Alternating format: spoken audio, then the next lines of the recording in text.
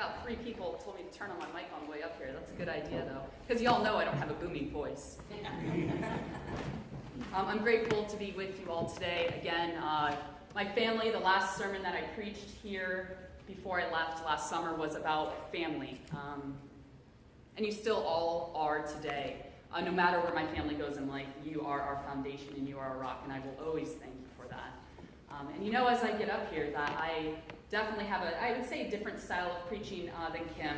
He and I will always have different things that we focus on. He's very biblical. He knows a lot more theology, more in depth than I ever will. And also history. Kim knows his history, whether we're just talking about church history or regular civilian or war history. Kim knows the stuff. That's not me. And that's not me at all. I will always, forever leave that to Kim. But with that, in the recent light of events that have been transpiring in the United Methodist Church, I feel like it's very important to me, just for a few brief moments, to touch on the history that has been going on over the years. The official debate, 1972. The official debate began then, when a delegate from southern Indiana stood up during General Conference, went up to the microphone, and questioned this piece of legislation that he was supposed to be voting on that was sitting in front of him.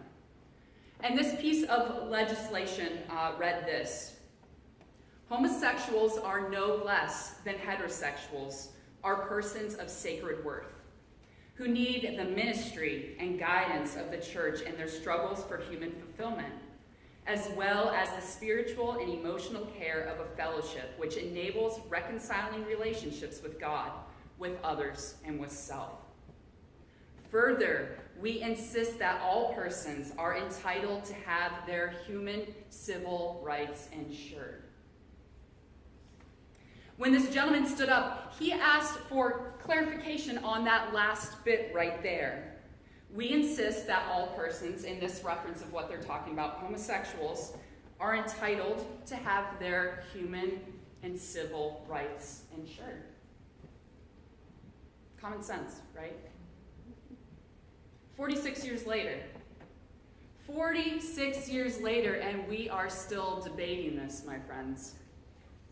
General Conference after General Conference continues to grapple with the precise wording of the Book of Discipline that is meant to lead us into ministry, to lead us into mission, so that we can best glorify God. 46 years in which we have witnessed the evolution of this statement.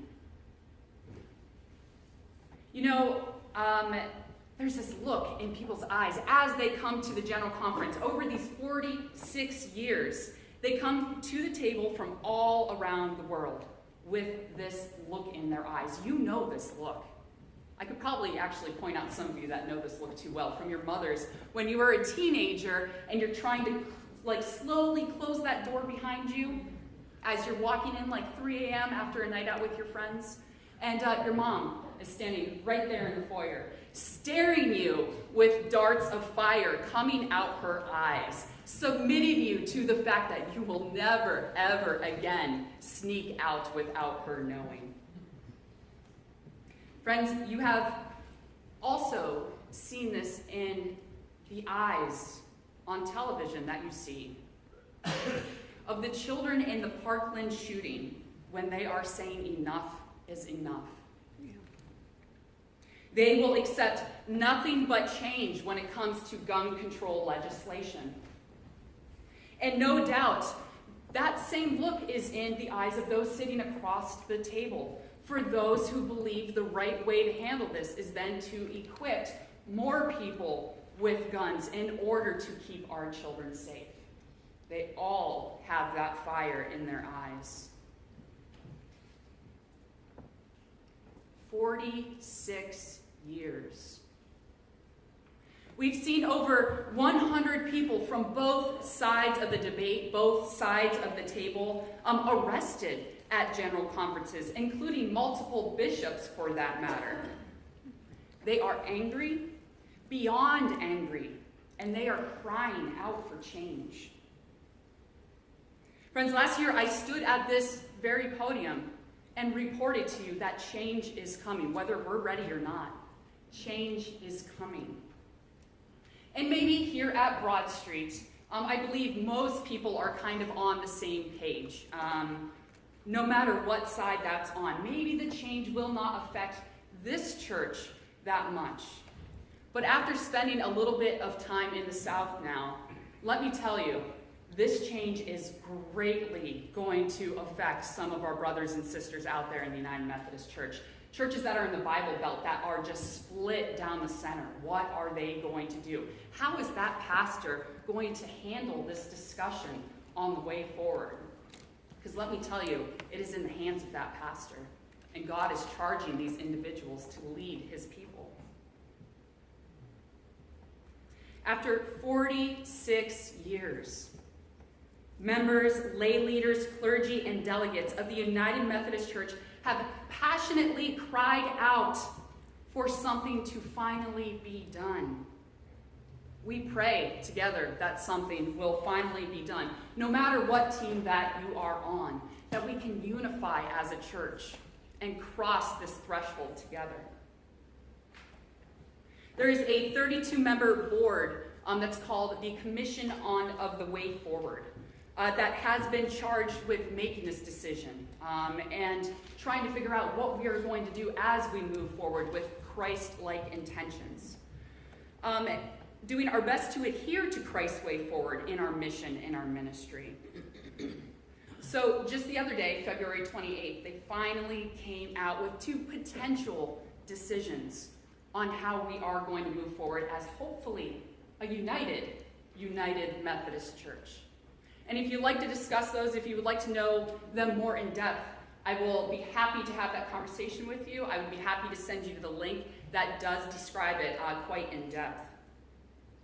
But in a nutshell, like I said, it's up to the local pastors to lead the way. It is up to the local church to decide what they are going to do and what team they're going to be on in the end. Who in the church are they going to commit themselves to? So over the next year or two, because these bishops have to have the decision in very soon over the next couple of months, over the next year or two for us, friends, I foresee some tables being flipped. The passion and even the anger that has existed at the conference level will now come down to the local congregations, the families. And they will have to make decisions where they stand. You will. How we all will best glorify God within our own context, within our own community here in Burlington, New Jersey. So we look at our gospel for today, and we see this same passion, dare I say this same anger within Christ himself in this book of John. What we see here in this second chapter, so early on in the book of John, is a story told a little bit differently than it is in the other 2 Gospels that also have an account of this. Rather than falling later in the Gospel, he puts it right at the beginning for a specific reason.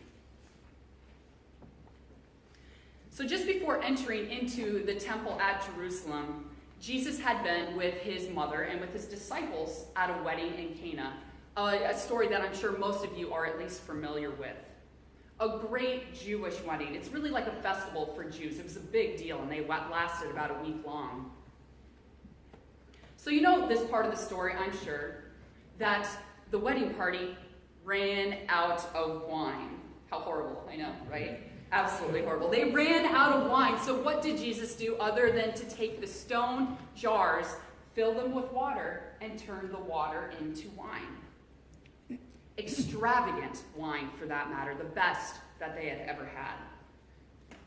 Now, while some may perceive this only as Jesus stepping into the scene for the very first time to show that he is, in fact, the Son of God, there are commentators that prefer to take this a little bit deeper, especially as it is in connection with the story that we have heard today. Same chapter. These 2 stories fall within what John calls, or commentators of John called the Book of Signs, in which Jesus basically does miracles or provides these signs to the people that are there to show that Jewish customs are obsolete. They're not the way of life anymore. That Christ himself has come to replace their rituals. So what we see specifically in the wedding of Cana, the wine ran dry, symbolizing Jewish customs running dry. But then Jesus stepping into the scene to fill their cups. Jesus is the replacement for everything that they had practiced in their faith before. To this temple, Jesus and his family would venture out on pilgrimage each year in order to celebrate the Passover, the temple that we hear of in our gospel today. He learned and he studied scripture here as a child. This was probably the place that Jesus prayed for hours on end, and maybe even when he actually figured out who he was in relationship to the Father. A place where he himself worshiped the Father. But on this day, as Jesus and his disciples entered in the temple courts, we hear it. What's in there? There's cattle, there's sheep, there's doves, and other animals penned up and ready for sale for people to then celebrate the Passover with or sacrifice as part of their religious rituals. Money changers, so that Jews could take their Roman coins into the temple to be able to appropriately give them to the temple. These money changers are sitting outside, tables strewn all about the courtyard there. And this, my friends, this is where it goes down. Remember those eyes throwing darts of fire that your mom might have had when you were young, or I'm sure that you've given at some point in your life, maybe? Yeah, I've done that too. Well, Jesus ups this game. He ups it big. With anger. I can't even imagine, with just this anger burning up inside of him after witnessing what is going down on this temple, what the temple has been turned into. Jesus stomps into the center of the courtyard, bends down, and picks up a couple cords, brings them together, fashes them together, and into this long, long whip. He rears back his arm, snaps it forward into just a snap, a sound so incredibly loud that the Roman guards, the Jewish citizens, and animals alike just stop, and they stare to see where this heart-stopping sound could have come from. With another snap of his whip, Jesus charges forward with the steam of an Eagles linebacker, grabbing the underside of the money changers' table and flipping them, throwing coins all over the place, coins clinking on the ground. In my mind, I see his disciples, who really honestly have just met him at this point. He had just called them a chapter before. I see them kind of huddling together in the corner of the temple, covering their eyes, being like, we don't know this dude, we don't know what's going on. But the text says, they then remember Psalm 69 that says, zeal from your house will consume me. Or in other words, the passion to do God's will has led Jesus to explode like this. The passion to do God's will. Jesus was not messing around. This was a guy that obviously had enough and wasn't willing to accept what was going on before his very eyes. Just as Cana was a gentle first sign indicating that Jewish customs and religious ways would no longer apply now that Christ has come into the scene. Well, here, Christ has pummeled the ways of the Jews, has crashed into the temple, and has proven that the temple is no longer the way to God. Through a moment of exposing just this fiery temper, when he had decided that it was time for a serious change, Christ used his anger to glorify God and to usher in the ways of the kingdom. Now, I'm not going to lie to you, friends. As someone who can have a slight temper at times, whether it be I'm telling you, they do this in North Carolina so much. Whether it be when you're driving down the road late for something like I always am for church, and the person in front of you is going 20 under the speed limit, or when I have things for anger, such as when the church supposedly invites everyone to the table, only to caveat that with legislation of inequality. I can totally get where Christ is coming from. As I read and prayed over this passage, asking for God to enlighten me with a message that would glorify him, I realized that it is here in the temple that Christ finally realized his relationship with God. His anger here in the temple provided a glimpse into who he truly was and to whom he was committed. Wouldn't you say that's kind of a reflection for you? The things that you are willing to lose your temper over, the things that you get mad about, doesn't that say something about who you truly are and what you believe? What you believe is right and ethical and moral. Jesus took a stand and was willing to make a fool of himself. And sometimes, yes, sometimes, and I'm not referring to when I have the greatest urge to tailgate people that are going 20 under. But sometimes it takes the flipping of tables and a scene of chaos in order to rein in change. Change that God calls me. Change that God calls each and every one of his children and you to his way of life. So I ask you, and I ask myself, if Christ were here, if Christ were to walk through those back doors right there, into our church, into our homes, into our lives, into our nation, for what would Christ now be flipping tables? If we are to be recognizing, at this point in our journey of faith, if we're to be recognizing our servanthood and our relationship with God, how should we be flipping tables in order to glorify him? How should we be getting angry? And in such a polarized society in which we can share with the entire world, and it will stay there forever, our opinions and our beliefs and our stance on whatever the hot topic is for that day, it is imperative that we stop and we ensure that our beliefs are not self-aggrandizing, but instead God-glorifying. In terms of the debate on homosexuality and our faith as a church, the tables have been flipped, and we have made space for God to come in and move.